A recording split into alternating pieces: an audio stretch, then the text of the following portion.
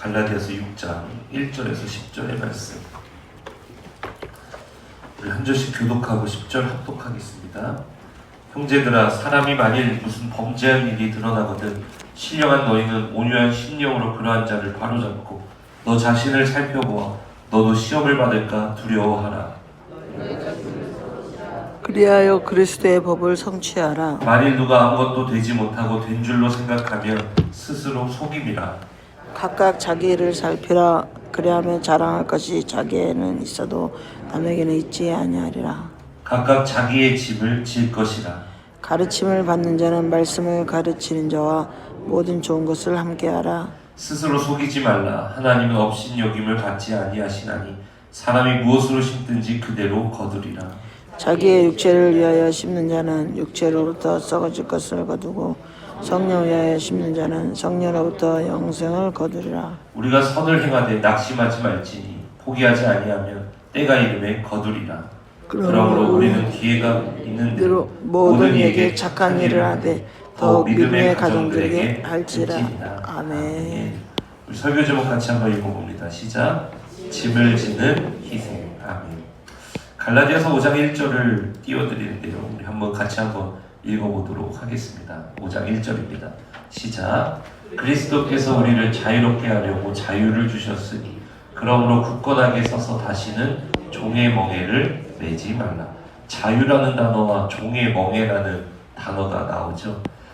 갈라디아서 전체를 요약할 수 있는 그런 문장입니다. 이 갈라디아서는 예수 그리스도가 오셔서 모든 율법 규정에서, 옛날에는 613가지의 이 율법 규정이 있었잖아요. 그러니까 뭐 돼지고기 먹지 말라, 뭐 하지 말라, 뭐 여러 규정이 있지 않습니까? 근데 우리가 지금 그거 안 지키잖아요, 그죠? 어떤 분 뭐 여전히 이렇게 이어져서 지키는 개념도 있지만, 이 율법에 우리가 정신은 여전히 지키지만 그 조항 하나 하나는 우리가 지키지 않지 않습니까? 일단은 뭐 안식일도 우리가 주일로 섬기지 토요일 안 지키잖아요, 그죠? 그런 것처럼 우리가 예수 그리스도께서 오셔서 모든 율법 규정에서 자유롭게 하셨는데도 불구하고 여전히 율법을 지켜야 하나님 나라 백성으로 진입을 할 수가 있고, 율법을 지켜야 그 하나님 나라 백성의 지위 안에 머물 수 있다. 다시요. 율법을 지켜야 하나님 나라 백성으로 진입할 수 있고, 율법을 지켜야 그 하나님 나라 백성의 지위에 머물 수 있다라고 주장하는 사람들이 있었습니다. 그 사람들을 소위 율법주의자다, 이렇게 이야기를 하는 것입니다. 그런데 여러분, 우리가 율법을 지킴으로 하나님 나라 백성의 지위에 진입합니까? 아니면 예수 그리스도를 믿음으로 말미암아 하나님 나라 백성에 진입을 하게 됩니까? 믿음으로 말미암아죠. 그래서 우리가 율법을 지킴으로 말미암아 하나님 나라 백성의 지위에 머물게 됩니까? 아니면 주님께서 우리를 붙들어 주심으로 말미암아 우리가 하나님 나라 백성의 지위에 머물게 됩니까? 주님의 붙들어 주심이잖아요. 성령이 붙들어 주심. 그거 알겠습니까? 그러니까 우리는 지금 율법 규정을 따라 살아갑니까? 아니면은 우리 안에 오신 이제 성령을 따라 살아갑니까? 성령을 따라서 율법이 말하는 하나님 사랑, 이웃 사랑의 이 계명을 완성하는 줄로 믿습니다. 완전히 새로워졌죠. 이 모든 게 다 누구를 통해 달라졌느냐? 예수 그리스도가 이 땅에 오심으로 우리 죄를 위하여 십자가에 달려 죽으시고 부활하시고 우리의 주인이 되심으로 말미암아 새 계명을 주심으로 말미암아 완전히 새롭게 된 줄로 믿습니다. 그래서 율법주의자들은 율법을 지켜야 돼, 할례를 받아야 하나님 나라 백성의 지위에 너희가 진입을 하게 될 것이고, 음식 규정을 지키고 안식일 규정을 지켜야 너희가 그 하나님 나라 백성 지위에 머물게 될 거야 라고 이야기하는 이 율법주의자들의 주장에 맞서서 바울이 갈라디아서에서 무슨 소리냐, 율법 잘 지킨 행위로 우리가 하나님께 의롭게, 그러니까 하나님께 옳다고 받아들여지는 것이 아니라 율법을 지킬 수 없는 전적으로 타락한 나를 위해 예수 그리스도께서 이 땅에 오셔서 십자가에서 나 대신 죄값 치르시고 부활하심으로 말미암아 내가 지킬 수 없는 이 율법을 예수 그리스도께서 사랑으로 다 완성을 하시고 내가 예수 그리스도를 믿음으로 말미암아 나의 죄를 대신하여 십자가에 달려 주님이 죽으셨습니다라는 것을 믿음으로 말미암아 하나님께 너는 죄값이 대신 치러졌으니 이제 나는 너를 의롭다, 너는 내게 옳은 자다라고 그렇게 해서 내가 받아들여졌다. 이제 바울이 이렇게 이야기를 하는 거예요. 그걸 이제 잘 정리한 게 갈라디아서 2장 16절에 나오죠. 한번 읽어보겠습니다. 시작. 사람이 의롭게 되는 것은 율법의 행위로 말미암음이 아니요 오직 예수 그리스도를 믿음으로 말미암는 줄 알므로 우리도 그리스도 예수를 믿나니 이는 우리가 율법의 행위로서가 아니고 그리스도를 믿음으로써 의롭다 함을 얻으려 함이라. 율법의 행위로서는 의롭다 함을 얻을 육체가 자, 우리가 범죄함으로 말미암아 죄가 위에서 우리를 꽉 잡고 우리가 죄 아래에 있어요. 그래서 이 죄로부터 벗어날 수가 없고 이 죄가 우리 속으로 들어와서 우리를 전적으로 타락시켜 버렸습니다. 그래서 율법을 지킬 수도 없고 할 수도 없고 우리는 도무지 이 하나님 말씀대로 살려고 해도 살 수 있어요? 없어요? 없어요. 왜? 죄가 위에서 나를 사로잡고 내 속으로 들어와서 죄가 나를 통치하고 내 속으로 들어와서 나를 전적으로 타락시켰기 때문입니다. 그렇기 때문에 이 땅에 나 대신에 그 죄값을 치러주실 분으로 그 이 율법을 도저히 지킬 수 없는 나 대신 지켜주실 분으로 누가 오셨냐면 예수 그리스도가 나 대신 오셔서 그 모든 일을 행하신 줄로 믿습니다. 그걸 이야기하는 거예요. 그러면은 사람들에게 그걸 얘기를 해줘야 될 거 아니에요, 바울이. 이게 진짜인지 가짜인지, 그죠? 그래서 바울이 그게 진짜다. 너희가 율법을 지켜서 의롭다고 하나님께 받아들여진 게 아니라 너희가 예수 그리스도를 믿음으로 말미암아 하나님께 의롭다. 이 사람은 옳은 자다 하고 받아들였다는 거예요. 근데 그거 어떻게 아느냐 이거예요. 그죠? 그거 뭐 어떻게 아느냐 이거예요, 그거를. 그래서 바울이 얘기하는 게 있어요. 그게 뭐냐면 성령이 그 증거다. 이렇게 이야기를 하는 거예요. 왜 그런지 여러분, 왜 그러냐면요. 그러면 너희가 하나님께 사람들 불안할 거 아니에요. 율법을 지키면은 내가 율법을 잘 지키니까 내가 하나님의 사람이다. 이거는 너무 잘 보여지잖아요. 그죠? 그런데 내가 믿음으로 말미암아 네가 하나님께 의롭다고 받아들여졌다. 이렇게 하니까 사람들이 막 불안한 사람들이 있는 거예요. 그래서 율법주의자들한테 넘어간 거예요.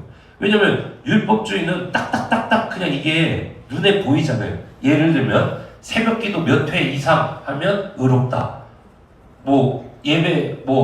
공예배 다 참석하면 의롭다. 11조 한 달도 안 빠지면 의롭다.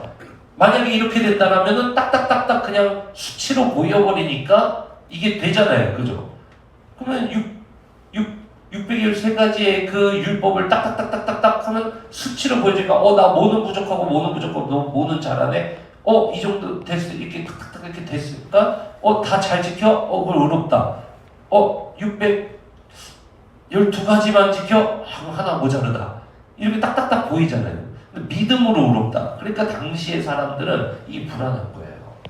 그러니까 쉽게 뭐에 빠지냐면은 율법주의자들의 속삭임에 빠지는 겁니다. 그때 바울이 너희가 의롭다고 하나님께 받아들여진 증거가 있다. 그게 뭐냐? 그게 바로 성령이다. 이렇게 이야기하는 거예요. 왜냐하면 성령은 하나님이신데 여러분 에덴 동산이 하나님의 성전이었잖아요. 그런데 인간이 죄를 가지고 와서 그 성전을 더럽혔을 때 인간이 그 에덴 동산에서 쫓겨나요? 안 쫓겨나요? 쫓겨나죠. 왜 그러냐면 죄인인 인간과 거룩하신 하나님 함께 할 수가 없는 거예요. 그죠? 자, 회막이 있습니다. 성전, 텐트가 있어요. 에덴 동산이 나중에는 성막으로 바뀝니다. 그러면 이 성막이 있는데 거룩하신 하나님의 텐트인데 여기에는 죄를 가지고 들어갈 수 있어요? 없어요? 죄인인 대제사장이 들어갔을 만약에 제사장이 죄를 가지고 회막에 들어갔어요? 그럼 죽습니까? 삽니까? 죽어버리죠. 그죠? 왜? 죄인인 인간과 하나님 함께 할 수 없는 거예요. 하나님의 거룩하신 땅이 어디예요? 가나안 땅이었죠? 하나님 그것을 거룩한 땅으로 하나님께서 받으셨습니다. 거기에 뭐가 있어요? 성전이 있죠. 성전에 누가 머무셔요? 하나님 머무시죠. 그런데 열왕기상 열왕기하 계속해서 하나님의 백성들이 범죄해요? 범죄 안 해요? 범죄하죠. 그때 그들이 하나님의 성전이 있는 거룩한 땅에서 쫓겨나서 바벨론 땅으로 들어갑니까? 안 들어갑니까? 들어가죠. 에덴 동산에서 쫓겨났듯이 하나님의 땅에서 또 쫓겨나요. 왜요? 죄인인 인간과 거룩한 하나님을 함께 할 수 없는 거예요. 그죠? 그런데 죄인인 인간과 누가 함께 하시냐면 성령 하나님이 죄인인 인간의 속에 들어와서 함께 사셔요. 그죠? 이게 어떻게 가능하죠? 왜냐면 에덴 동산에서도 쫓겨났고 성전이 있는 가나안 땅, 약속의 땅에서도 쫓겨났잖아요. 그런데 죄인인 인간이 하나님과 성령 하나님과 어떻게 함께 할 수 있죠? 이건 그냥 함께 해주시는 게 아니에요. 예수 그리스도로 말미암아 우리가 하나님께 의롭다, 옳다라고 받아들여지고 거룩한 하나님의 백성으로 하나님이 나를 예수 그리스도의 피로 말미암아 거룩하게 깨끗하게 씻어주셨기 때문에 거룩하신 하나님이 나와 함께 하시는 거예요. 바울은 이걸 얘기하는 거예요. 거룩하신 성령 하나님께서 너희 안에 너희 속에 너희와 함께하고 있다는 것이 너희가 의롭다라고 받아들여진 증거다. 이렇게 얘기해요. 그래서 바울이 뭐라고 이야기하냐면 너희가 의롭다고 여겨진 증거는 성령이다. 거룩하신 하나님이 어떻게 거룩하지 않은 너희와 함께 할 수 있단 말이냐. 너희가 의롭다고 받아들여진 것은 거룩하신 성령이 너희 안에 너희와 함께 한다는 그것이 증거다. 그래서 바울이 이렇게 이야기해요. 그러면 거룩하신 성령이 너희와 지금 함께하는 것이 너희가 율법을 잘 지켜서 성령이 너희를 거룩하다고 여겨서 너희와 함께 하시는 거냐? 아니면 너희가 듣고 믿기만 하였는데 너희가 받은 것이냐? 듣고 믿기만 했는데 성령이 왔거든요, 이방인들에. 그러니까 이게 이해가 안 되잖아요. 왜냐하면 거룩하신 성령 하나님 어떻게 죄인 인간과 함께 하냐고요.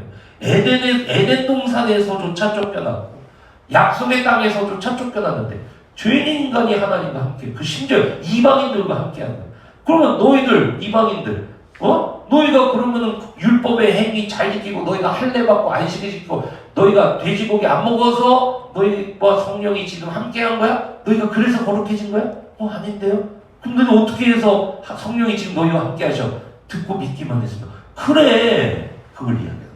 그게 증거다 이거예요. 율법의 행위가 아니라 오직 예수 그리스도를 믿음으로 너희가 의롭게 돼서 옳다고 주님께 받아들여져서 예수 그리스도의 피로 너희를 완전히 씻으셔서 거룩한 하나님의 백성으로 받으셨고, 그래서 성령님이 너희와 함께 할 수 있었던 거예요.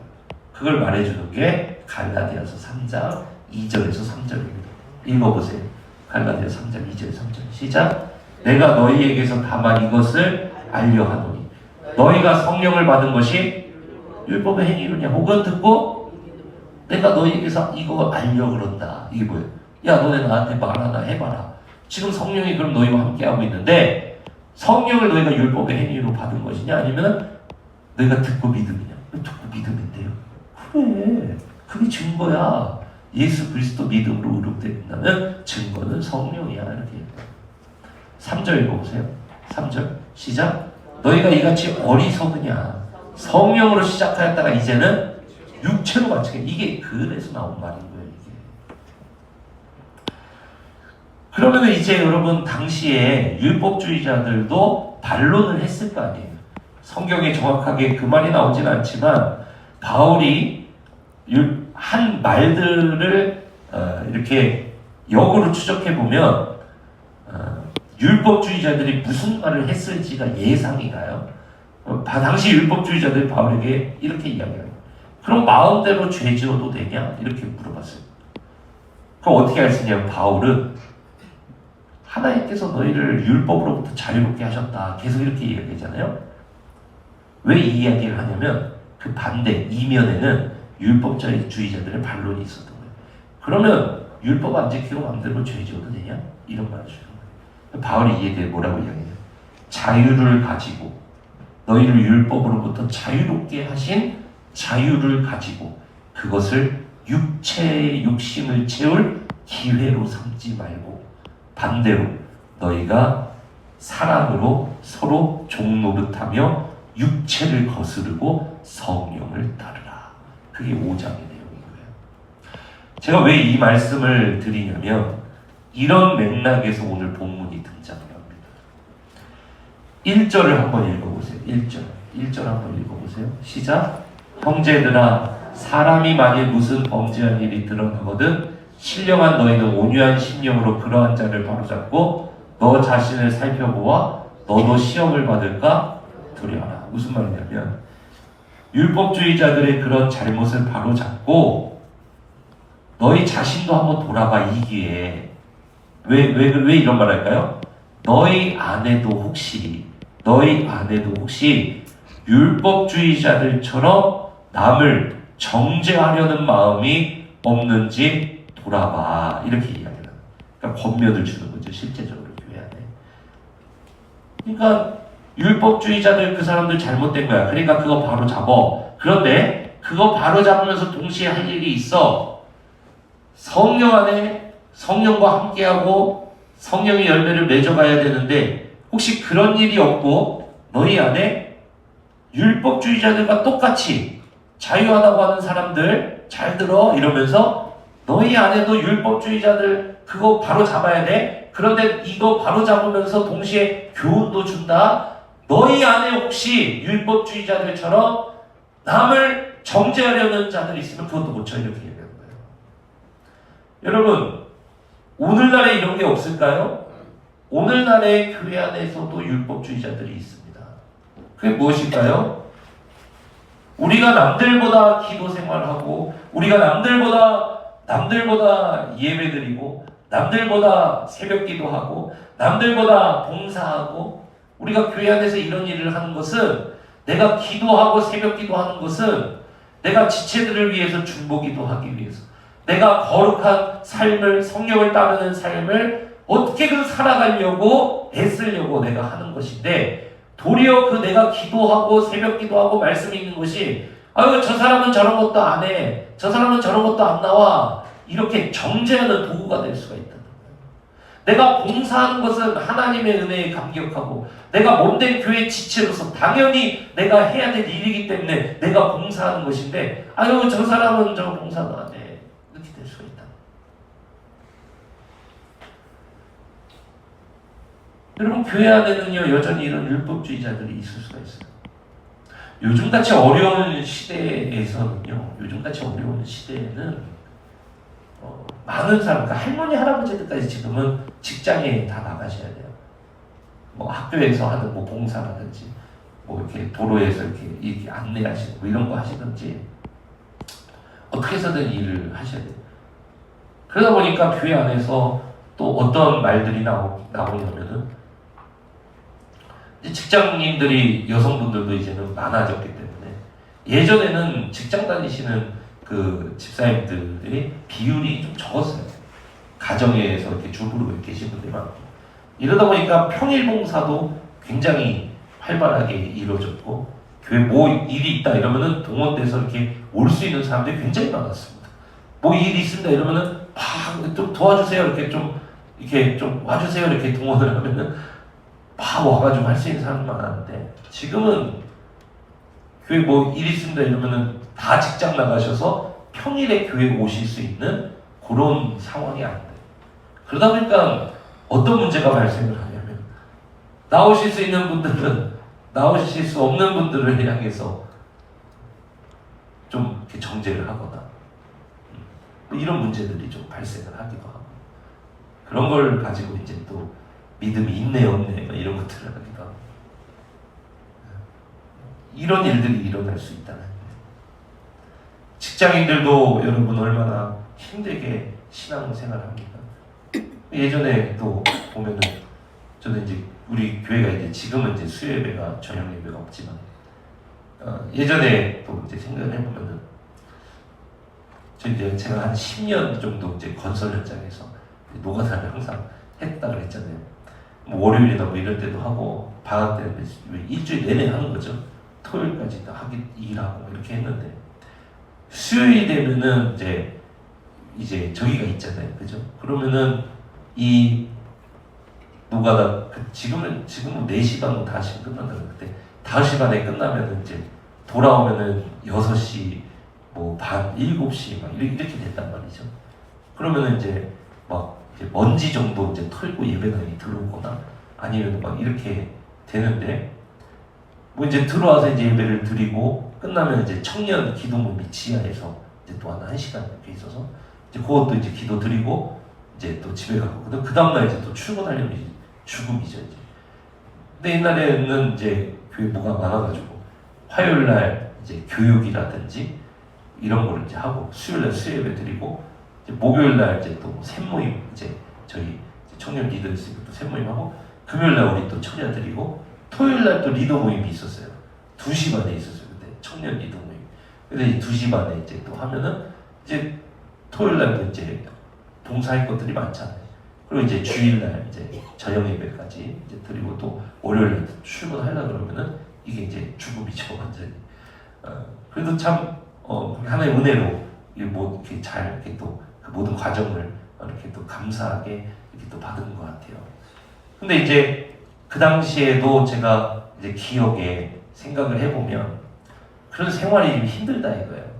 그러면은 이렇게 그런 것들 잘 또 하시는 분들이 있지만 못 하시는 분들도 있어요. 그러면은 잘하는 사람들은 또 못하는 사람들 향해서 또 이거 막 비난을 하는 거예요. 그 1절의 이 말씀이 오늘날 우리의 삶 가운데도 있다. 여기에 대해서 뭐라고 권면하냐면 2절 하라고 이야기합니다. 2절 같이 한번 읽어보세요. 2절 시작. 너희가 짐을 서로 지라. 그리하여 그리스도의 뭐를 성취하래요? 사랑을 성취하라 이 말이에요. 무슨 말이냐면 짐을 져야 된다 이거예요. 아니 직장 때문에 신앙생활을 하기 힘들어하는 이런 사람들나 있으면은 그런 걸로 사람들 직장이 우상이야 막 요새 막 믿음들이 떨어져서 다 돈 벌러 나가 이러지 말고 그냥 찾아가라 이거예요. 신방 가라 이거예요. 찾아가서 기도해주고 위로해주고 또 예배로 이끌도록 권면해주고 아니 신방 한번 가지 않으면서 뭐 왜 그런 말을 하냐 이거 중보기도 해주고 짐을 진다는 건 바로 그런 의미인 거예요. 무거운 짐을 같이 져줘라. 그러니까 나는 뭐 잘하니까 저 사람은 저렇게 막 돈이 우상이야 뭐 이러지 말고 찾아가고 직장에 찾아가라. 가서 같이 밥 먹고 퇴근하고 같이 식사하고 또 권면해주고 위에서 또 기도해주고 또 안 나오면 또 찾아가라. 같이 권면하고 막 신방 한번 가지 않으면서 그냥 돈이 우상이야 막 이러지 말라 이거예요. 짐을 서로 져주라. 그러니까 이 짐을 서로 져주라는 건 뭐냐면은 막 그렇게 살 수 없는 그런 자들을 향해서 정죄의 도구로 삼지 말고 가서 함께 도와라. 짐을 져줘라. 위로해라. 권면해라. 찾아가서 그 사람들 기도해줘라. 중보기도 해줘라. 이렇게 하라 이겁니다. 그런가 하면 3절부터 한번 3절 4절 한번 읽어보세요. 이건 반대 사람들에게 이야기한 겁니다. 3절 4절 시작. 만일 누가 아무것도 되지 못하고 된 줄로 생각하면 스스로 속임이라. 각각 자기의 일을 살피라. 그리하면 자랑할 것이 자기에게는 있어도 남에게는 있지 아니하리니. 5절 시작. 각각 자기의 짐을 지라. 자 아까는 뭐라고 했어요? 2절에서는 서로의 짐을 지라고 했죠. 근데 5절에서는 또 뭘 지라고 해요? 자 이게 한글 성경으로는 짐 이러니까 같은 단어가 쓰여 있잖아요. 근데 헬라어로는 이게 다른 단어가 쓰여 있어요. 두 단어가 달라요. 앞에 짐이 다른 단어고 뒤에 짐이 다른 단어. 앞에 짐은 바로스란 단어예요. 2절의 짐은 바로스란 단어예요. 바로스. 이 바로스는 뭐냐면은 큰 바위 같은 걸 이야기하는 거예요. 그러니까 뭐냐면 큰 바위가 앞에 가로막고 있으면 서로 어떻게 해야 돼요? 같이 들어야 되잖아요. 그죠? 그런 짐을 이야기하는 거예요. 그러니까 교회 안에 여러분 여러 모양으로 어려움 당하는 지체들이 있어요? 없어요? 고통당한 지체들이 있어요? 없어요? 있어요. 그런 사람들을 위해서 같이 짐을 져주라는 거예요. 그 짐을. 그런 짐을 져주는 희생이 있어야 된다는 거예요. 성도에게는. 그냥 저것도 못 들어 이러지 말고 아니, 고난당하고 괴로워하고 힘들어하고 신앙생활 잘 못하고 있는 사람들 가면은 같이 가서 그 큰 돌 들어주라 이거예요. 왜 이 짐이라는 단어를 썼을까요? 율법에 중한 것 혼자 할 수 있었어요? 없었어요? 이 사람들이. 그래서 누가 오셨어요? 예수님 오셔서 우리 짐 대신 짐 오셨잖아요. 예수님이 수고하고 무거운 짐진 자들아 다 내게로 오라. 내가 너희를 뭐 한다 그래요? 쉬게 하리라. 그 짐이 율법이라고요. 나 혼자 도저히 할 수 없는 거 예수님이 와서 나를 쉬게 해주시고 그 짐 지고 나중에 그 뒤에 예수님이 뭐라 그래요? 내 멍에 메고 같이 가자. 짐 버리고. 그죠? 그렇게 하라 이거예요. 가서 고난당하고 있는, 고통당하고 있는 자들, 신앙생활 제대로 못하고 있는 자들 정죄하지 말고, 고난당하고 있는 자들 멀리서 바라보지 말고 가서 그 짐 같이 져주라 이거예요. 그 짐 제일 쉽게 우리가 적용할 수 있는 게 뭐예요? 신방. 해줄 수 있는 게 뭐예요? 같이 붙들고 기도하는 거. 같이 가서 뭐 시간 보내는 거. 같이 가서 그냥 그 고통의 시간을 그냥 함께 지내는 거예요. 그냥 그게 짐지는 거라고. 여러분, 내가 뭐 의사예요? 내가 고쳐줄 수 있어요? 내가 뭐 사업가예요? 내가 뭐 그 사람 끝까지 뭐 책임질 수 있어요? 내가 대통령이에요? 짐져주라는 건 뭐냐면은 이 가서 그 사람이 이 돌이 무거워요. 이걸 인생의 돌이 무겁다고 얘기해요. 신앙 생활의 돌이 무거워 이 사람이. 옆에 가서 그걸 같이 낑낑대주라는 거예요. 이게. 그러면 큰 바위 이거 내가 들 수는 없어도 그냥 그 낑낑대는 거 이거. 이게 충분히 이게 그리스도인의 여기까지 우리가 할 일이라는 거예요. 나머지 그 돌을 넘겨버리시는 분은 누구시냐면 그런 자들 저기 짐이 무겁네. 막 사람들이 막 이러고 있으면은 여러 사람이 붙어서 와 이 짐 안 된다 막 이러고 있으면은 저기 도움 필요한가 보다 하나님께서 성금성금 오셔서 확 밀어버리시는 거지. 우리 하는 거는 이거 낑낑대는 거 이거 같이 하는 거라는 거예요. 이런 희생이 있어야 된다는 거예요. 교회 안에. 여러분 이런 희생이 있어야 된다고요. 이런 희생이. 짐지고 무거워하는 사람 혼자 내버려 두고 멀리서 방관하고 바라보지 말라는 거예요. 그렇게 하지 말라는 거예요. 내 삶에서 낑낑대는 사람만 보지 말고 교회에 여러 사람들이 있잖아요. 그런 사람들 찾아가고 그런 사람들 또 사업장에 있으면은 가서 또 그냥 좀 가서 또 대화를 나눠주고 그냥 그렇게 하는 거예요. 그게 뭡니까? 신방하고 같이 가서 공면하고 기도하고 또 중보기도 하고 새벽에 정말로 기도하고 내가 당신 때문에 요새 새벽을 깨운다. 당신 요새 예배를 안 나와서 내가 새벽에 깨운다. 내가 아주 피곤하다 인생이. 그렇게 하는 거예요. 이 짐을 지는 거예요. 그러면은 이것만 하냐? 아니요. 스스로의 짐도 져야 돼. 이게 뭐냐면은 그러면 난 율법 없이 난 맘대로 살래. 그것도 아니라는 거예요. 각각 자기의 뭐를 져라. 이 짐이라는 것은 헬라어 단어가 포르티온이라는 단어예요. 포르티온. 근데 이 포르티온은 뭐냐면 개인 화물을 이야기하는 거예요. 오늘날로 따지면 캐리어 같은 걸 이야기하는 겁니다. 캐리어. 포르티온. 그래서 이게 뭐냐면은 개인 화물 같은 거. 또 오늘날에 포터 이런 거 있잖아요. 포터 개인 화물 이렇게 끄는 사람이라든지 뭐 그런 짐을 이야기한 거잖아요. 그거를 이제 각자 자기의 짐을 지고 또 책임감 있는 그리스도인으로 그렇게 살아가라. 그러니까 뭐예요? 스스로가 말씀의 사람, 성령의 사람, 기도의 사람 돼서 그냥 누구의 도움이 필요한 사람이 아니라 그냥 내 짐을 지고 딱 지고 살아갈 수 있는 그런 사람이 또 되라. 그래서 너도 남을 돕는 그런 사람이 되라. 이렇게 이야기하는 거예요. 여러분 그래서 이 일을 계속해라. 남들을 가서 남들의 짐을 같이 들어주는 사람 그리고 개인의 짐을 능히 지고 살아갈 수 있는 성령의 사람, 강한 사람 이 두 가지가 같이 가라. 이거를 어떻게 해라? 7절부터 10절까지가 뭐냐면 이거를 계속해라. 그게 7절부터 10절이에요. 그런 자들. 여러분 말씀을 맺으면서요. 우리 블레센터 교회는 어떤 교회가 돼야 됩니까? 십자가 희생이 있는 교회가 돼야 되는 줄로 믿습니다. 나 기도 생활 잘하니까, 나 예배 생활 잘하니까, 나 이렇게 하면 됐지. 이게 끝이 아니라는 거예요. 가서 짐 져주는 게 이게 진짜 신앙생활이라는 거예요. 가서 짐 져주는 거. 그리고 이 짐지는 은혜를 받았다면 이제 개인의 짐 딱 질 수 있는 강한 사람도 딱 돼야 돼요. 이제 이 두 개가 같이 가야 된다. 여러분, 그래서 우리 브레센터교회 성도님들은 우리 교회 안에 서로가 서로의 짐을 져주는 그런 놀라운 희생이 넘치는 교회 되기를 주님의 이름으로 축원합니다. 우리 함께 기도합시다. 살아계신 하나님 아버지, 짐지는 모습 없이 우리가 어떻게 그리스도인을 할 수 있습니까?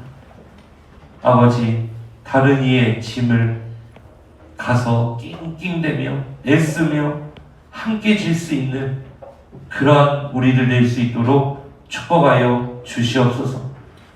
아버지, 우리에게 맡겨진 개인 짐을 지고 책임 있는 그리스도인으로서 말씀 읽고 기도하고 성령 따라 날마다 개인 짐을 지고 살아갈 수 있는 그러한 성령의 사람 또한 될 수 있도록 축복하여 주시옵소서. 이 일을 계속하라 하시는 주님, 이 일을 계속해서 심고 거두라는 주님, 우리 브레센터 교회가 서로의 짐을 지는 희생의 십자가를 날마다 지는 그런 아름다운 교회 되게 하여 주시옵소서. 아버지, 오늘도 여러 모양으로 무거운 짐진지체들 많이 있습니다.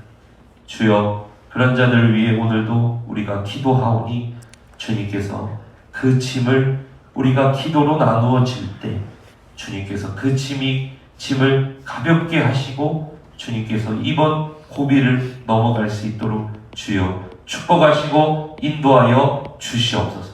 아버지 앞에 드린 예물 기쁘게 받으시고 주의 성령으로 우리 가운데 충만하게 하여 주시옵소서.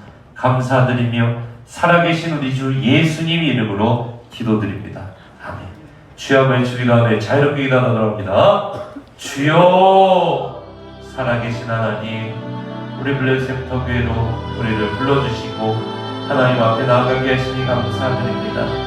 우리 교회는 서로의 짐을 질 수 있는 그런 교회가 되게 하여 주시옵소서.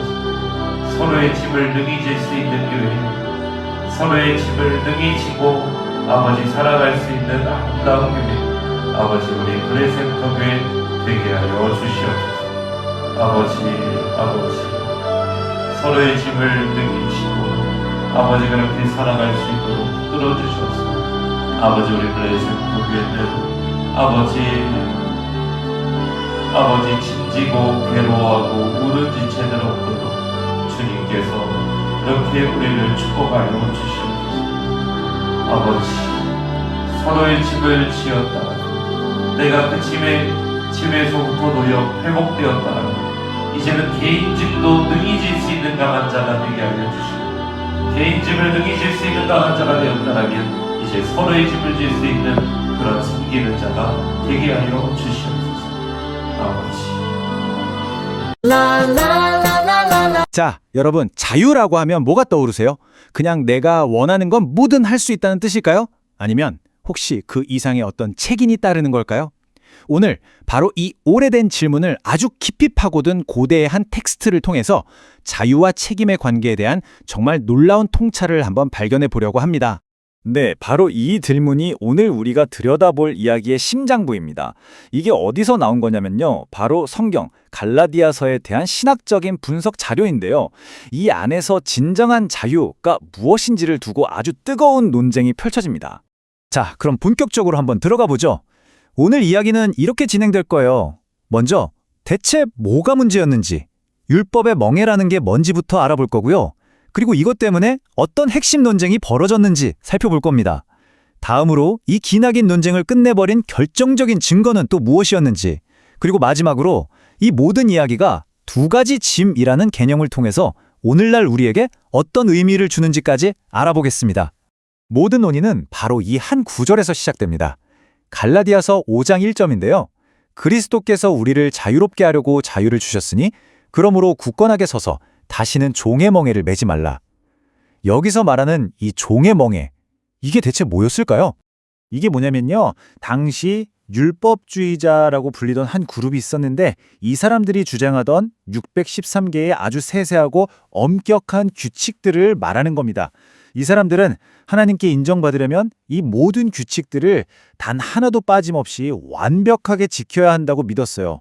뭘 먹고 뭘 먹지 말아야 하는지부터 시작해서 어떤 날을 어떻게 기념해야 하는지까지 말 그대로 삶의 모든 구석구석을 통제하는 엄청나게 빽빽한 규칙 목록이었던 거죠. 바로 이 지점에서 초기 교회 공동체는 거의 둘로 쪼개질 뻔한 어마어마한 갈등에 휩싸이게 됩니다. 우리가 어떻게 구원받는가라는 이 근본적인 질문에 대해서 서로 완전히 다른 두 개의 답이 정면으로 꽝 하고 부딪힌 겁니다. 자, 보시면 양쪽 주장이 아주 선명하게 갈리죠. 한쪽, 율법주의자들은 말합니다. 의롭게 되는 건 마치 계단을 하나하나 밟아 올라가는 것과 같아. 율법을 지키고 또 지켜서 스스로의 노력으로 그 자격을 얻어내야 해. 그런데 반대편에 있던 사도 바울은 이렇게 말한 거죠. 아니다. 불완전한 인간에게 그건 애초에 불가능한 일이다. 구원은 내 노력으로 쟁취하는 게 아니라 거저 주어지는 선물과 같다. 이 구절이 바로 바울 주장의 심장부입니다. 의로움은 내가 열심히 해서 성취해내는 그 무언가가 아니라 그저 선물처럼 받아들이는 것이라는 거죠. 왜냐? 인간의 힘만으로는 그 수많은 율법을 단 하나도 어기지 않고 완벽하게 지켜낼 수 없다고 단언했기 때문입니다. 자, 그런데 한번 생각해 보세요. 율법주의자들의 주장은 눈에 딱 보이잖아요? 체크리스트처럼 이거 했나, 저거 했나 확인하면 되니까요. 그렇다면 바울은 눈에 보이지도 않는 믿음이 옳다는 걸 대체 어떻게 증명했을까요? 그는 누구도 반박할 수 없는 궁극적인 증거가 있다고 말합니다. 그의 주장은 정말 놀라울 정도로 간단하면서도 굉장히 심오했습니다. 진짜 증거는 그 복잡한 613개의 규칙 목록에 있는 게 아니라 바로 사람들 안에 이미 존재하고 있는 하나님의 영, 즉 성령 그 자체라는 거였습니다. 이 논리가 어떻게 작동하는지 한번 보시죠. 자, 첫째, 거룩하신 하나님은 절대로 죄와 함께 있을 수 없습니다. 둘째, 성령은 바로 그 거룩한 하나님 자신입니다. 그런데 셋째, 이상하게도 율법을 전부 다 지키지도 못한 사람들 안에도 성령이 계시더라는 겁니다. 그렇다면 결론은 딱 하나죠. 이 사람들은 율법을 지키는 행위가 아니라 오직 믿음을 통해서 이미 깨끗하게 거룩하게 된 것이구나. 성령의 존재 자체가 그 명백한 증거라는 겁니다. 자, 바로 이 지점에서 율법주의자들이 아주 날카로운 반론을 제기합니다. 아니, 잠깐만요. 좋다 이겁니다. 규칙이 필요 없다고요? 그럼 이제부터 사람들이 완전 제멋대로 살아도 된다는 말입니까? 사회가 완전 혼돈에 빠지지 않겠어요? 하고 말이죠. 그 질문에 대한 바울의 대답이야말로 이 모든 논쟁의 결론이자 가장 실질적인 핵심이라고 할 수 있습니다. 그는 율법으로부터의 자유가 결코 내 마음대로 살아도 되는 면허증 같은 게 아니라고 말해요. 오히려 그 자유는 완전히 새로운 종류의 공동체를 세우는 단단한 기반이 되는데 그 공동체는 바로 두 가지 종류의 짐을 지는 원리 위에서 움직인다는 겁니다. 첫 번째 짐은 그리스어로 바로스라고 합니다. 이건 어떤 이미지를 떠올리시면 되냐면 한 사람이 도저히 혼자서는 짊어질 수 없는 거대한 바위 같은 짐을 생각하시면 돼요. 갑작스러운 위기나 깊은 절망, 감당할 수 없는 실패의 무게처럼 반드시 공동체가 함께 달려들어 들어줘야만 하는 그런 무거운 짐이죠. 그리고 두 번째 짐은 포르티온입니다. 이건 각자 자기 등에 메고 가는 개인 배낭 같은 거예요. 매일매일의 내 책임, 나만의 과제처럼 다른 누군가가 대신해 줄 수 없는 오직 나 자신이 감당해야 할 바로 그 몫을 의미합니다. 자, 바로 이 지점이 모든 것을 꿰뚫는 핵심입니다. 진정한 자유란 이 두 가지 책임을 동시에 지는 거예요. 다시 말해 내 개인 배낭, 즉 포르티오는 내가 스스로 성실하게 짊어지고 갑니다. 그러면서 동시에 내 주변에 누군가 거대한 바위, 바로스에 짓눌려 신음하고 있는 게 보이면 주저없이 달려가서 그 짐을 함께 들어주는 것. 이것이 바로 자유의 진정한 의미라는 거죠. 이 마지막 구절이 이 모든 이야기의 활용점정입니다. 결국 그리스도의 법이라는 건 613개의 빼곡한 규칙 목록이 아니었던 거예요. 그것은 바로 서로의 가장 무거운 짐, 그 바로스를 함께 져주는 사랑을 실천하라는 단 하나의 살아 숨쉬는 명령이었던 겁니다. 결국 이 고대 깊은 논쟁은 오늘을 사는 우리에게 이렇게 묻고 있습니다. 당신은 당신의 자유를 어떻게 사용하고 있습니까? 그것을 단지 나만의 권리라고만 생각하고 있나요? 아니면 내 주변 사람들의 그 무거운 짐을 함께 들어줄 수 있는 소중한 기회로 여기고 있나요? 오늘 당신은 누구의 짐을 함께 져줄 수 있겠습니까? 지금까지 들어주셔서 감사합니다. 상상해 보세요. 여러분이 지금 막 건설 현장에서 하루 종일 10시간 동안 쉴 틈 없이 땀을 흘렸다고 쳐보죠. 네, 아주 고된 하루네요. 그렇죠. 온몸은 진짜 흙먼지로 뒤덮였고 막 피로가 뼛속까지 스며들어 있는 상태예요. 생각만 해도 피곤합니다. 근데 퇴근길에 겨우겨우 시간을 내서 어떤 커뮤니티 모임에 참석을 한 겁니다. 그런데 사람들이 여러분한테 시원한 물 한 잔 건네면서 수고했다고 말해주기는커녕 그 흙 묻은 작업복이랑 피곤해서 꾸벅꾸벅 조는 모습을 보면서 막 혀를 끌끌 차는 거예요. 와, 진짜요? 네, 속으로 막 저 사람은 모임에 대한 열정이 참 부족하네. 왜 저렇게 성의가 없을까? 하면서 말이죠. 세상에. 듣기만 해도 진짜 숨이 턱 막히는 상황이네요. 그러니까요. 그게 누군가의 그 고단한 삶의 맥락은 완전히 지워버린 채로 단편적인 겉모습이나 그 참여도만 가지고 그 사람의 가치를 막 난도질하는 거잖아요. 맞아요. 근데 더 놀라운 건 뭐냐면 이런 일들이 무슨 특정한 곳에서만 일어나는 아주 예외적인 사건이 아니라는 점입니다. 바로 그겁니다. 그래서 배움을 즐기시는 청취자 여러분, 오늘 우리의 이 깊은 탐구 시간에 오신 것을 환영합니다. 방금 제가 말씀드린 이 숨막히는 일화가 오늘 우리가 다룰 핵심 주제랑 아주 깊게 맞닿아 있거든요. 네, 오늘 주제가 정말 흥미롭죠? 오늘 우리는 그 무언가를 완벽하게 지켜내려는 인간의 본성이 어떻게 타인을 찌르는 무기가 되는지, 그리고 진정한 공동체가 의미하는 그 희생이라는 게 도대체 무엇인지, 그 아슬아슬한 줄다리기를 한번 파헤쳐 보려고 합니다. 네, 아주 기대가 됩니다. 오늘 우리가 이 주제를 깊게 파헤치기 위해서 분석할 자료가 하나 있죠. 네, 어떤 자료죠? 바로 서울 고척동에 위치한 블레싱 센터 교회의 왕성태 담임 목사가 사순절 특별 새벽기도회에서 전한 설교문입니다. 아, 설교문이군요. 네, 갈라디아서 6장 1절에서 10절을 중심으로 한 무려 2000년 전의 고대 텍스트를 다루고 있는 아주 흥미로운 자료예요. 오, 2000년 전 텍스트요? 근데 본격적인 이야기에 들어가기 전에 지금 출근길이나 퇴근길에 이 방송을 듣고 계신 분들께 제가 한 가지 명확하게 짚고 넘어가고 싶은 게 있어요. 네, 어떤 부분일까요? 오늘 우리의 미션은 이 텍스트가 담고 있는 어떤 특정 종교의 신념을 막 지지하거나 전도하려는 게 절대 아닙니다. 아, 당연하죠. 네, 종교적인 렌즈를 잠시 내려놓고 보더라도 이 고대 텍스트가 인간의 심리라던가 우리가 맺고 있는 관계의 모순, 또 공동체의 파괴와 회복에 대해서 진짜 얼마나 날카로운 통찰을 던지고 있는지 그걸 객관적으로 파헤쳐보는 게 목표거든요. 아주 중요한 포인트입니다. 사실 고대 텍스트를 현대의 인류학적이나 심리학적 관점에서 이렇게 해체해보는 작업은 늘 정말 흥미로운 결과를 가져오니까요. 맞아요. 자, 그럼 이 이야기의 배경이 되는 지점부터 한번 하나씩 풀어보죠. 이 텍스트 중심에는 규칙, 그러니까 율법이라는 개념이 자리 잡고 있잖아요. 네, 맞습니다. 율법이죠. 과거 시대의 이 규칙들이 도대체 어느 정도로 촘촘했는지부터 좀 설명해 주시겠어요? 갈라디아서가 쓰인 그 역사적 배경을 쓱 들여다보면요. 당시 사회에는 무려 613가지나 되는 율법 규정이 존재했습니다. 와, 잠깐만요. 613가지요? 네, 613개요. 이게 단순히 막 착하게 살아라, 남을 속이지 마라 같은 추상적인 도덕률이 아니었어요. 그럼 어떤 시겠나요? 예를 들면 돼지고기나 비늘 없는 해산물은 먹지 말아야 한다. 안식일에는 딱 몇 걸음 이상 걸으면 안 된다. 심지어 옷감을 짤 때는 2가지 이상의 실을 섞어 짜면 안 된다. 뭐 이런 것들이었죠. 실 섞고 짜는 것까지요? 와, 네, 일상생활의 아주 미시적인 부분까지 통제하는 거대한 체크리스트였던 셈입니다. 그걸 들으니까 요즘 유행하는 그 생산성 100% 달성 플래너나 아주 극단적인 바디 프로필 다이어트 식단표가 딱 떠오르네요. 오, 아주 훌륭한 비유입니다. 막 아침 6시 기상, 탄수화물 50g 제한, 물 2리터 마시기 같은 것들을 매일 강박적으로 체크하면서 무슨 퀘스트 깨듯이 살았겠어요. 정확해요.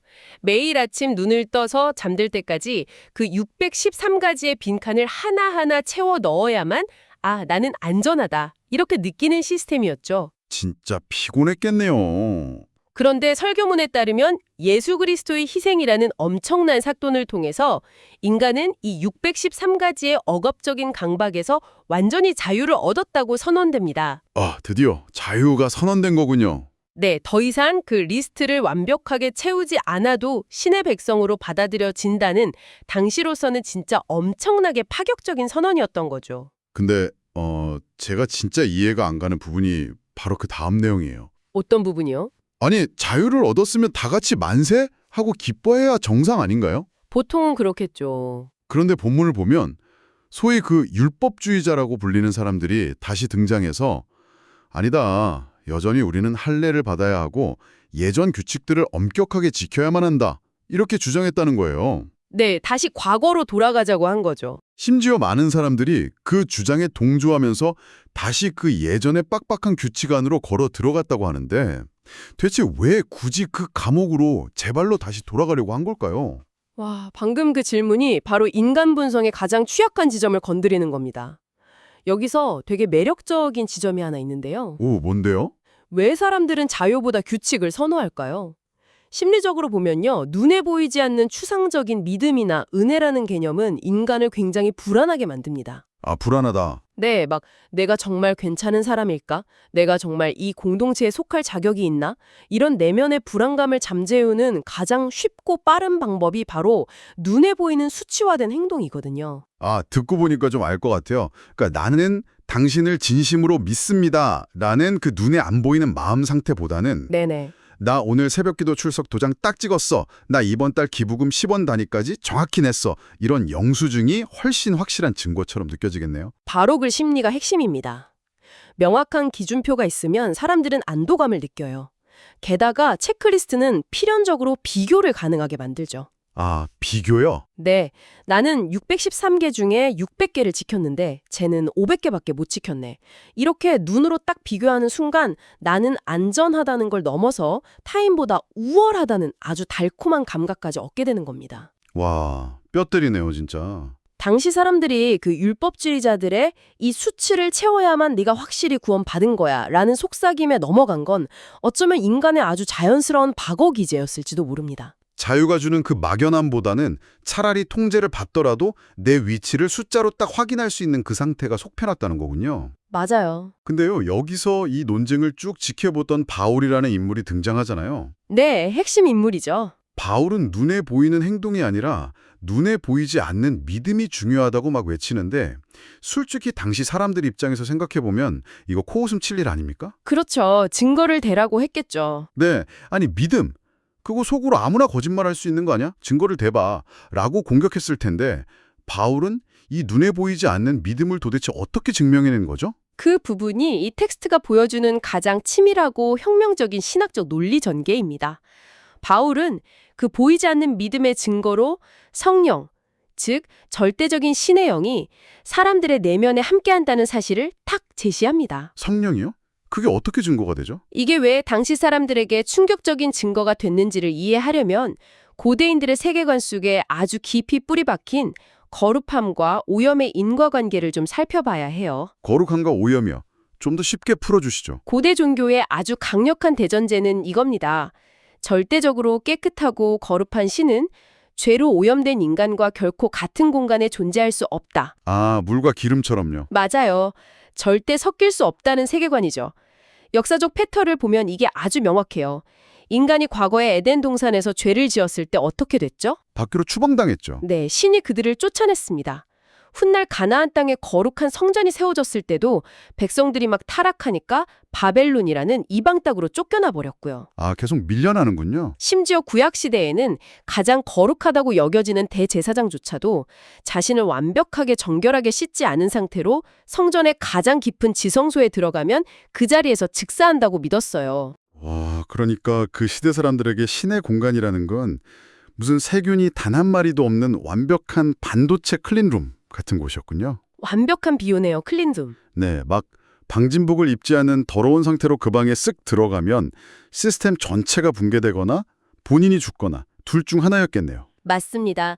클린룸에 오물이 들어갈 수 없듯이 신과 죄인은 물리적으로 공존할 수 없다는 게 수천 년간 이어져 온 아주 당연한 상식이었습니다. 근데 바울이 바로 그 지점을 파고들어서 아주 날카로운 질문을 던진 겁니다. 오, 뭐라고 던졌나요? 너희들의 눈을 들어서 지금 저 이방인들과 죄인들을 보아라. 그들 안에 지금 절대적으로 거룩한 신의 영, 즉 성령이 머물고 있지 않느냐. 어떻게 이게 가능해졌겠느냐? 이렇게 묻는 거죠. 아, 그 클린룸에 들어갈 자격이 무슨 방진복 규정 613가지를 다 지켜서 주어진 게 아니라는 걸 역으로 증명한 거군요. 정확합니다. 바울은 갈라디아서 3장 2절을 통해서 이렇게 선언하거든요. 그들이 성령을 받은 것은 율법이라는 그 체크리스트를 완벽하게 채웠기 때문이 아니라 오직 예수를 듣고 믿었기 때문이라는 겁니다. 와, 듣고 믿었기 때문이다. 네, 믿음이라는 그 보이지 않는 행위를 통해서 그들의 내면이 완벽하게 세척이 되었고 그 결과로 거룩한 신이 그들 안에 머물 수 있게 되었다는 논리죠. 대박이네요, 진짜. 즉, 오염된 인간 안에 거룩한 신이 함께하고 있다는 그 모순적이고 기적적인 현상 자체가 우리는 율법이 아니라 믿음으로 깨끗해졌다라는 걸 증명하는 명백한 스모킹 건이 된 겁니다. 이야, 이거 단순히 종교적인 교리문답 수준이 아니네요. 그 당시 사람들의 우주관이랑 인류학적 대전제를 완전히 뒤집어 엎는 엄청난 패러다임 시프트였어요. 그렇죠. 613개의 리스트를 들이밀면서 막 잘난 척하던 율법주의자들 앞에서는 그야말로 강력한 카운터 펀치였겠습니다. 율법주의자들의 그 시스템 자체를 그냥 무력화시켜버린 거니까요. 자, 그럼 2000년 전에 바울이 이렇게 멋지게 논리 배틀에서 승리를 거뒀으니까 우리는 이제 그 체크리스트의 강박에서 벗어나서 서로를 판단하지 않고 평화롭게 잘 살게 되었을까요? 그랬으면 참 좋았겠지만요. 네, 설교문에 따르면 전혀 그렇지 않습니다. 인류는 그렇게 쉽게 변하지 않더라고요. 불행히도 인간의 본성은 무척 끈질깁니다. 율법주의는 역사 속으로 사라진 게 아니에요. 시대에 맞게 그냥 옷만 싹 갈아입었을 뿐이죠. 아, 옷만 갈아입었다. 네, 오늘날에도 똑같이 작동하고 있다는 게 이 텍스트가 현대를 사는 우리한테 던지는 가장 뼈아픈 경고입니다. 설교문에서는 이걸 어떻게 현대의 맥락으로 가져오고 있나요? 여기서 정말 흥미로운 부분이 나오는데요. 설교자가 자기가 직접 겪고 목격한 아주 현실적이고 생생한 예시를 꺼냅니다. 어떤 예시죠? 요즘은 다들 맞벌이 부부가 대부분이잖아요. 치열한 직장 생활로 막 하루하루 피를 말리면서 살아가고요.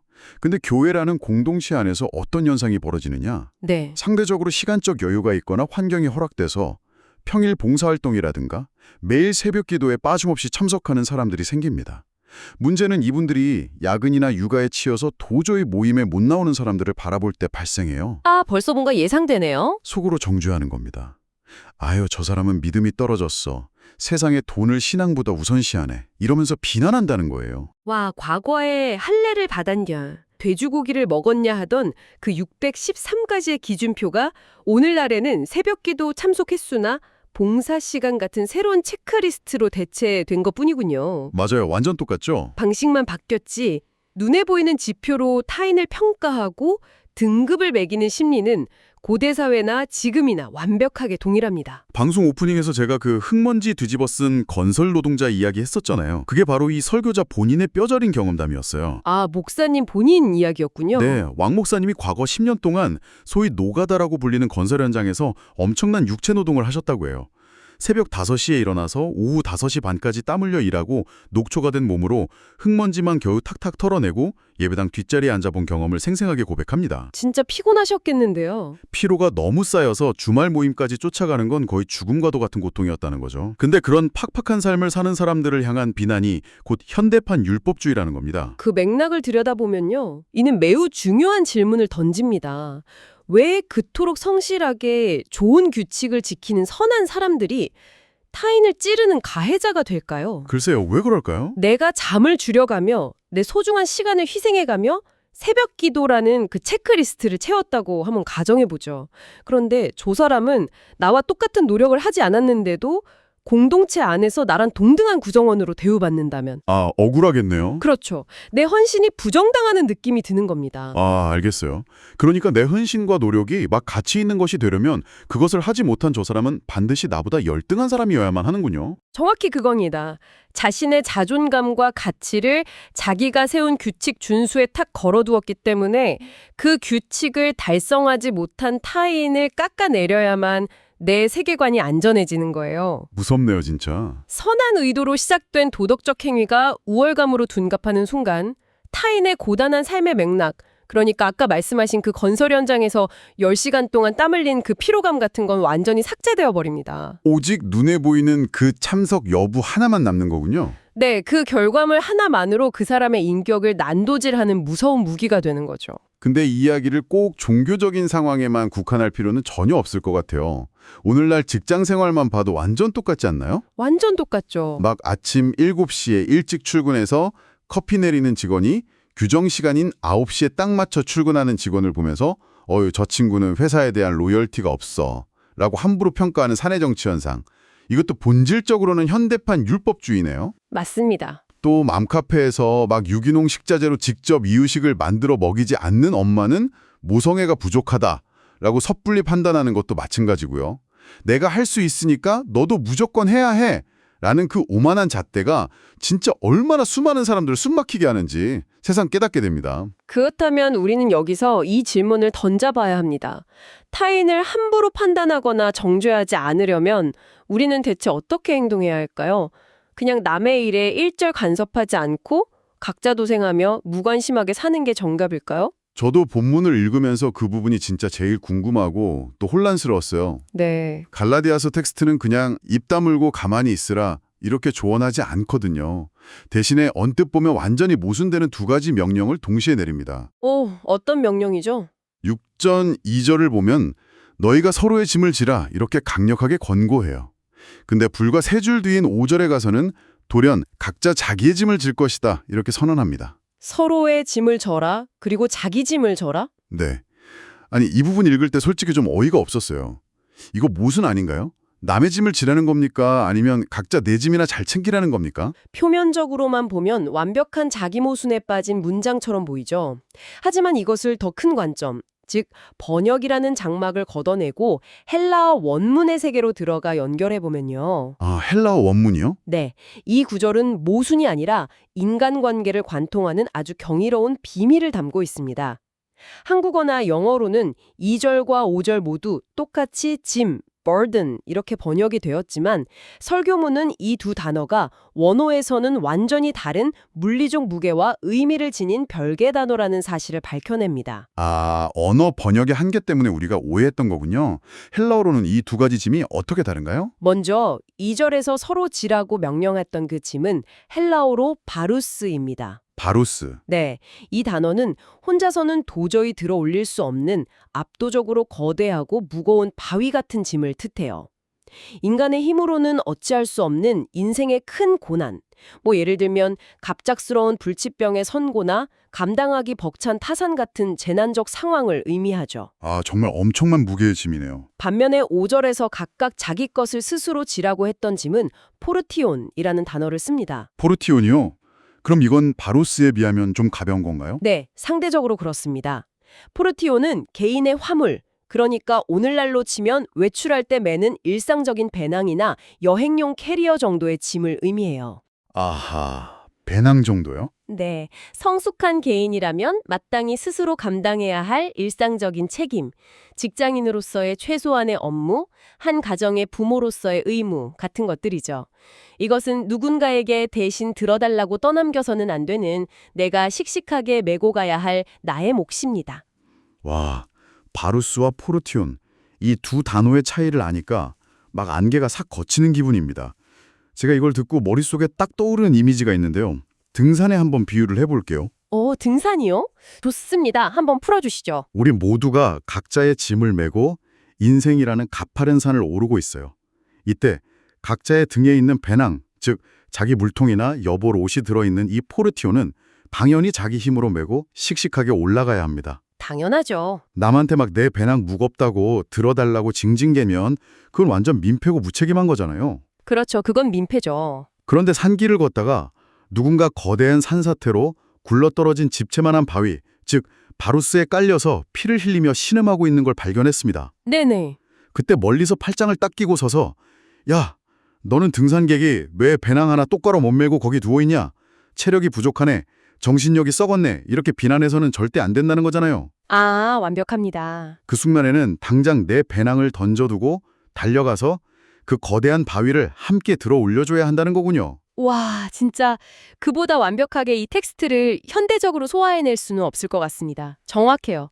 그것이 바로 사람을 죽이는 율법주의와 사람을 살리는 진정한 희생의 결정적인 차이점입니다. 아, 율법주의와 희생의 차이. 율법주의자들은 타인이 거대한 바위에 깔려 숨이 넘어가는 상황에서도 오직 자기 배낭에 각이 얼마나 예쁘게 잡혔는지, 내 체크리스트가 얼마나 완벽한지만 자랑하기 바쁘거든요. 진짜 꼴보기 싫네요. 하지만 본문이 말하는 진정한 공동체의 모습은 다릅니다. 이 대목에서 설교문은 희생의 본질을 설명하기 위해 굉장히 투박하지만 그래서 더 뇌리에 팍 박히는 재미있는 표현 하나를 사용합니다. 오, 어떤 표현인가요? 바로 옆에 가서 낑낑대주는 것입니다. 낑낑대주는 것. 와, 뭔가 막 우아하거나 영적인 단어는 아닌데 굉장히 땀 냄새가 나고 찐으로 가슴을 울리네요. 그렇죠. 누군가가 엄청난 빚더미라는 바루스에 깔려 있다고 쳐봅시다. 내가 재벌이 아닌 이상 그 사람의 빚을 단숨에 다 갚아줄 수는 없어요. 그쵸, 현실적으로. 누군가 암에 걸렸을 때도 내가 대단한 명의가 아니라면 그 병을 뚝딱 고쳐줄 수도 없죠. 즉, 타인의 삶에 덮친 거대한 바위를 나 혼자만의 힘으로 완전히 치워줄 수 있는 사람은 거의 없습니다. 우리는 한계가 있는 인간이니까요. 그러면 어떻게 해야죠? 막 해결해주지도 못할 거면 차라리 자리를 피하는 게 낫지 않나요? 부담스럽잖아요. 바로 그 지점에서 바울의 메시지가 빛을 발합니다. 완벽하게 해결해주지 못한다고 해서 멀리서 정죄하거나 외면하지 말라는 겁니다. 아, 외면하지 마라. 그저 바위에 깔려 고통받는 그 사람 옆에 바짝 붙어 앉으라는 거예요. 그리고 내 어깨를 그 바위에 함께 밀어넣고 비록 바위가 꿈쩍도 하지 않을지언정 함께 땀 흘리며 낑낑대주는 것. 그 곁을 지키며 고통의 무게를 1g이라도 나누어지려고 연대하는 것. 와, 그것이 바로 이 텍스트가 말하는 진정한 희생입니다. 원문은 인간이 그렇게 서로의 곁에서 낑낑댈 때 결국 신이 오셔서 그 바위를 확 밀어내 주신다는 아주 경이로운 결론을 내립니다. 진짜 통쾌하면서도 엄청난 위로가 되는 통찰입니다. 우리는 종종 막, 아, 내가 저 사람의 문제를 완벽하게 해결해줘야 해 라는 그 압박감 때문에 오히려 타인의 고통을 슬쩍 외면하곤 하잖아요. 맞아요. 부담스러우니까요. 그런데 그럴 필요가 없다는 거군요. 내가 무슨 대단한 구원자가 될 필요 없이 그저 옆에서 같이 땀 흘려주는 동료가 되는 것만으로도 충분하다는 사실이 정말 마음을 찡하게 울립니다. 네, 저도 이 대목에서 참 많은 걸 느꼈습니다. 오늘 이야기 진짜 많은 걸 생각하게 만드네요. 자, 이제 이 깊고 치열했던 탐구를 서서히 마무리하면서 머릿속을 싹 정리해 볼 시간입니다. 네. 오늘 우리가 나눈 이야기의 핵심을 한번 짚어주시죠. 네. 2000년 전의 텍스트가 21세기를 살아가는 우리에게 전하는 메시지는 분명합니다. 진정한 자유와 성숙한 공동체는 이중적인 태도를 요구한다는 거죠. 이중적인 태도요? 나 자신을 향해서는 엄격해야 합니다. 나의 일상적인 책임, 즉 나의 배낭인 포르티오는 남에게 징징대며 떠넘기지 않고 스스로 짊어져야 합니다. 네, 내 배낭은 내가 맨다. 그러나 타인을 향해서는 한없이 관대해져야 합니다. 타인을 짓누르는 거대한 바위인 바루스를 보았을 때 멀리서 비난하는 대신 기꺼이 흙먼지를 뒤집었을 각오로 달려가 함께 낑낑대주는 연민. 이 절묘한 균형이 바로 우리가 지향해야 할 삶의 태도입니다. 나의 포르티오는 강하게 메고 타인의 바루스는 함께 낑낑대면 들어준다. 와, 평생 기억해야 할 인생의 나침반 같은 문장입니다. 네, 정말 멋진 문장이죠. 지금 이 깊은 탐구를 함께 듣고 계신 청취자 여러분, 여러분은 지금 주변 사람들의 삶을 어떤 시선으로 바라보고 계신가요? 혹시라도 누군가가 거대한 바위에 깔려서 숨조차 제대로 못 쉬고 있는데 우리는 그 고통의 맥락은 전혀 모른 채 저 사람은 왜 자기 배낭 하나 똑바로 못 메고 저렇게 무기력할까? 라며 쉽게 비난하고 있지는 않았나요? 맞습니다.